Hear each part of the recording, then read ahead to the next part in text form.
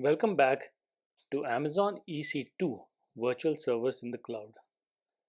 Here we will cover launching and configuring EC2 instances. We'll look at understanding instance types, pricing models, and key pairs. We'll do a hands-on exercise on deploying a web server on EC2. And finally, the project 2, which is automate EC2 instance creation using a startup script to install and configure a LAMP stack. So let's get started. First, launching and configuring EC2 instances. Now, the Amazon EC2, which is Elastic Cloud Compute Cloud, is a web service that provides resizable compute capacity in the cloud. It allows you to launch virtual servers, which are instances, on demand, configure them as needed, and scale them up or down based on your requirements. Here are the steps to launch the EC2 instance. We've done a couple of times before, but we'll go through them quickly. First, access the EC2 dashboard, click on the launch instance, and choose an Amazon machine image AMI. The AMI is a pre-configured template that contains the operating system and any additional software, example Amazon Linux, Ubuntu, Windows servers. For most Linux-based projects, the Amazon Linux 2 or Ubuntu AMIs are commonly used. Next, choose an instance type. AWS offers a variety of instance types optimized for different use cases. For example, choose T2.micro for small, cost-effective instance eligible under the AWS free tier. Configure instance details. You can configure options such as number of instances, launch multiple instances simultaneously, networking, where you can choose the VPC and subnet for your instance. You can also do auto scaling, where you can configure auto scaling options if needed. You can set up IAM roles, where attach IAM roles to provide the instance access to other AWS services, example S3 or RDS. Add storage. By default, EC2 instances come with EBS volumes, which are the Elastic Block Store, providing persistent storage. For example, you may configure an 8 GB root volume or add additional volumes if needed. Configure security groups. Security groups act as a virtual firewall for your instance, controlling the inbound and outbound traffic. You need to allow specific traffic, example SSH on port 22, HTTP on port 80 for web servers. Best practice, restrict SSH access to your own IP address for security. Next, review and launch. Once you're configured the instance, review all settings and click launch. Choose a key pair. AWS uses key pairs, which are public and private keys, to securely connect to instances. Either create a new key pair or select an existing one, then download the private key, which is .pam file. This will be used later to SSH into the instance. And we have seen a couple of times when we built this in our previous hands-on or projects, how this was done. Finally, launch the instance. After selecting the key pair, click Launch Instances to spin up your EC2 instance. And we'll be covering this later when we build our project. Next, understanding instance types, pricing models, and key pairs. Now, for instance types, EC2 offers a wide range of instance types that are optimized for different workloads. They vary based on CPU, memory, storage, and networking capacity. Some of them are the general purpose instances. Examples are the T2 micro, T3 medium, M5 large. These are balanced for compute, memory, and network resources, making them suitable for a wide range of applications. We also have compute optimized, which examples are the C5 large or C6G.X large. These instances offer high CPU performance for compute intensive tasks like gaming servers, high performance computing, and scientific modeling. Memory optimized. Examples are R5.large and X1.32X large. Ideal for applications that require a lot of memory, such as in-memory databases, analytics, and big data workloads. Storage optimized. Examples are i3.large or d2.extra large. Designed for applications requiring high input-output operations and large storage capacity, such as NoSQL databases or file storage systems. Next, let's look at the pricing models. We have the on-demand instances. You pay for compute capacity by the hour or second, depending on the instance type. There is no upfront cost and instances can be terminated at any time. It's suitable for short-term, unpredictable workloads. Next, we have the reserved instances.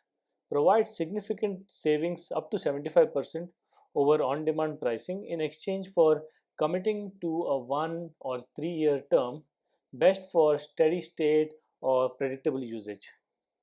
We also have the spot instances. Spot instances let you take advantage of unused EC2 capacity at a reduced cost, up to 90% of the on-demand price. Best for flexible applications that can tolerate interruptions. Examples are batch processing or big data analysis. And finally, we have the dedicated host, a physical EC2 server dedicated for your use. This is ideal if you need to use your own licensing or to meet regulatory requirements. Next, we have the key pairs. Now, key pairs are used for SSH access to your EC2 instances. When launching an EC2 instance, you are prompted to create or use an existing key pair, which kind of consists of the private key, the file you download when creating a new pair, which is .pem file. This is used to authenticate SSH access.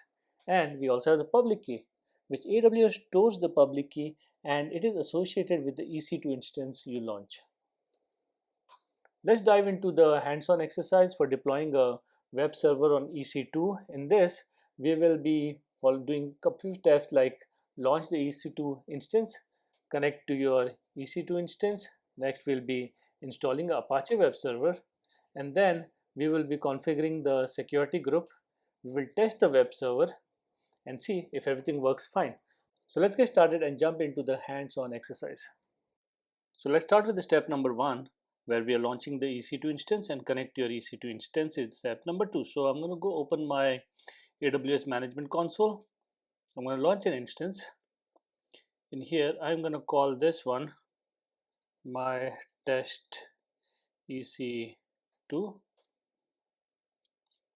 and then I'll make sure I select the Amazon Linux, free tier eligible, make sure T2 micro, key pair, I'll say create a new pair.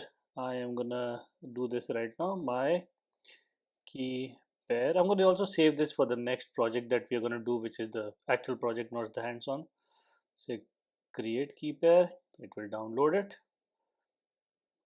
and then let's look at network settings. Everything looks good. I'll also say allow HTTPS, allow HTTP for traffic, because we will be creating the web server.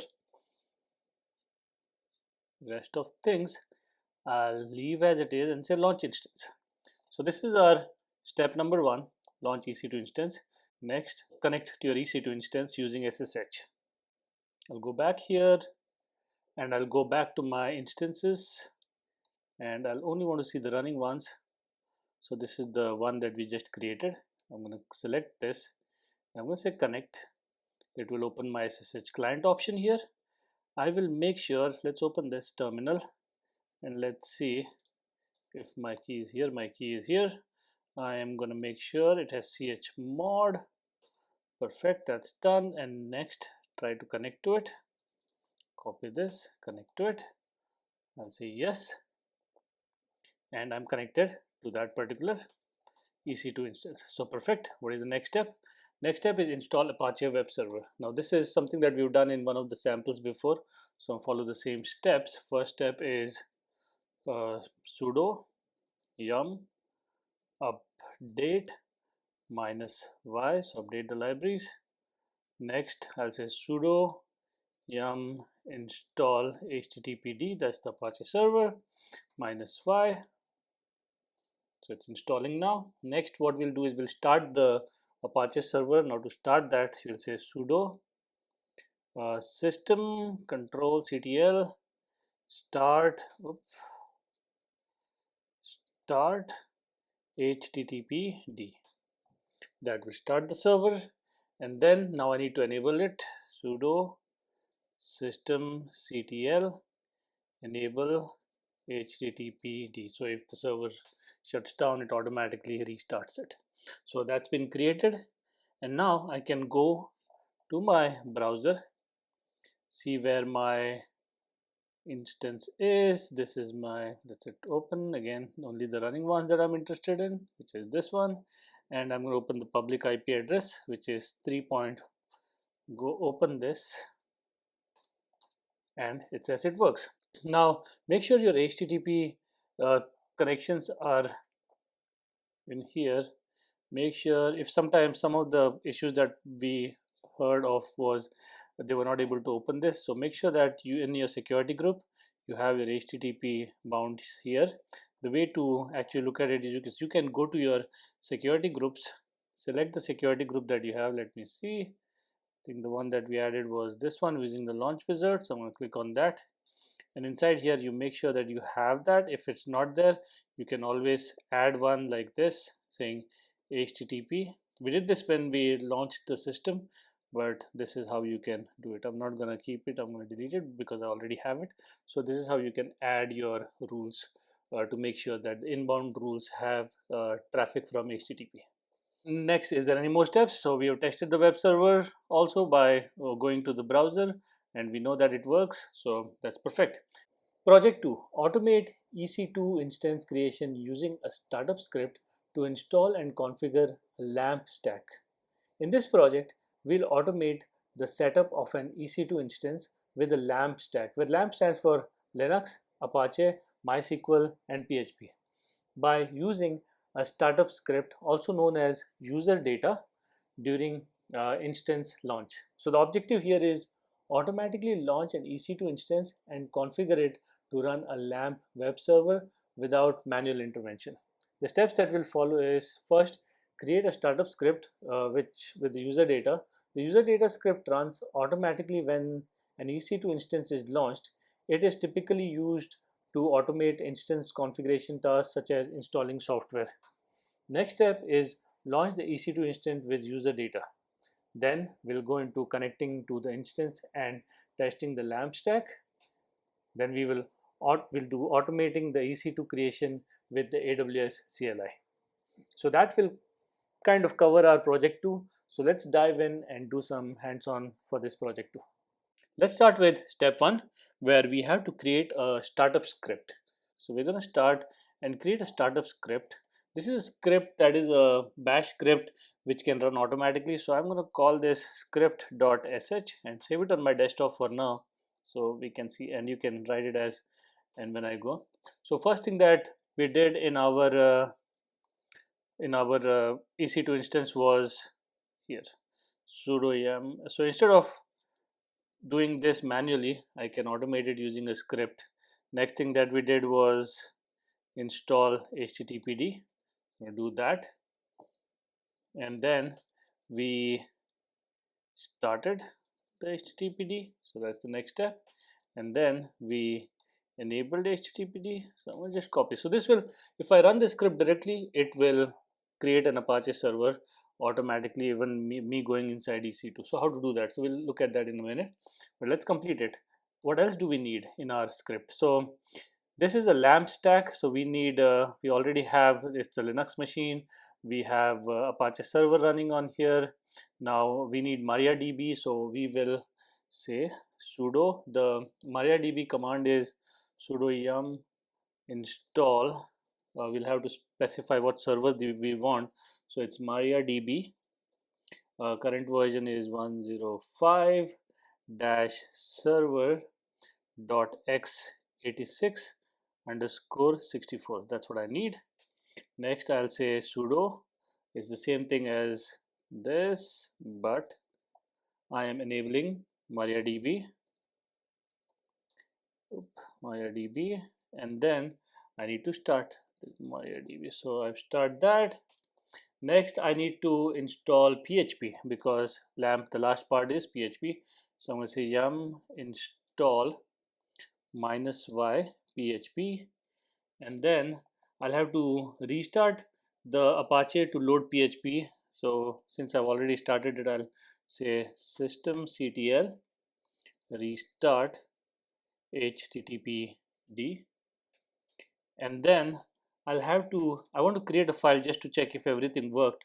So I am gonna say question mark some PHP here, PHP PHP info, which will give me information about the PHP version and all the things that I can do with this PHP file. This is, if you've never used it, just copy it as it is.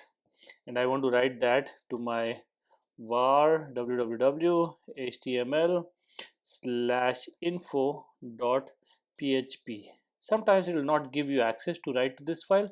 So to do a good practice, what you can also do is chmod 777 to this particular folder, so you can execute this command over there. So this is my startup script. That was the first step, and it says user data. What does this mean? So what I can do is I can go to my server here, to my instance. Now saying instance is running is 0, but I have one instance running. Usually what you can do is you can, while you are creating a instance, and if you have a startup file, you can go to the bottom in the advanced details. There is user, there you go, at the bottom of the screen in the advanced section, there is a place where you can upload that script file, or you can even copy paste the entire thing here, and it will run it as soon as it starts the server. So that's one way of doing it. But what if you have a server already running? For example, in our case, we already have a server running. Why not use that, reuse that? So you can go to that particular instance. First of all, you'll have to stop the instance to put a script in there. I'm going to stop that instance, make sure it's stopped. Let's go back here and let's see if it's stopped. I'm going to open this now. It's still saying stopping. I can go to the instance, and in actions can always look at right instance settings. I can go here and I can say edit user data here, and if there was a data that you added before, it will be there. If you want to modify the user data as text, you can just copy this and paste it here. So I've added the entire script here, and I'll save this file. Now what will happen is, now when I start this server instance, it will run that script, because that's the user data script that I've written. So that's what our step is, to launch the EC2 instance with user data. So I'm going to launch that right now here by saying start instance. So it will take a few seconds to run again. There you go, it's saying it's running, but it's going through all those commands that I wrote, which is update, install the Apache server. It will take a few seconds, so it will not take much time, but it's also going to switch off that install PHP, switch off that Apache server, and restart it and run it. Now the next step in this particular case is connect to instance and test the LAMP stack. So to test if the instance is running, what I'm going to do is I'm going to open my browser, go to this particular, let's refresh, make sure it's up and running. I'm going to go to the address which is already running. This should be fine, but I've also added, if you remember, I added a file there which was info.php. So just go at the end and say /info.php, run it, and there you go. It loads up your PHP info file right here and tells you that everything is in place. Perfect. So that kind of got us from creating a startup script, launching the EC2 instance, connecting to the instance, and testing the LAMP stack. So it's all working. We have Apache server running, which has PHP installed in it. We have MariaDB in there, which we installed using the script, and it's running on a Linux server. So the next thing that we want to do is automating the EC2 creation with AWS CLI. I'm going to open my terminal, open a new instance, and now I'm going to go to desktop. Now to do this, where I am automating this process from my desktop itself, I have the script file here. If you look at it, I have the script file here. The way to run it from my launch an instance with all these things is, you can just say AWS EC2 and then run instances. That's the command. Can give the next line, and in my next line I can say dash dash image dash id AMI dash id. So here I provide the AMI id that we have. Next I will say instance type that I want to use is the, let's say, t2.micro is what I want to use. Next I want to give the key name, so I can say the key name key name. In our case, it's the key pair that we have, so I can say my key pair, or whatever name you have given to that particular, give that file name. Security group. Next is security group. The name of the security group is what you provide here, sg dot whatever that id is. And finally, you provide the user dash data and path to my script.sh. So I can just say script, since it's here, .sh, script.sh file. So this is what I can run directly from here. If I know the AMI IDs and my key pair and security group ID, I can directly create an instance and run with all this code right from my command line. So this command automatically launches an EC2 instance and runs the specified startup script to install and configure the LAMP stack. So there you go. That completes our project 2, where we automated EC2 instance creation using a startup script to install and configure a LAMP stack. If you have any questions on this, let me know in the comments and I'll get back to you. Thank you.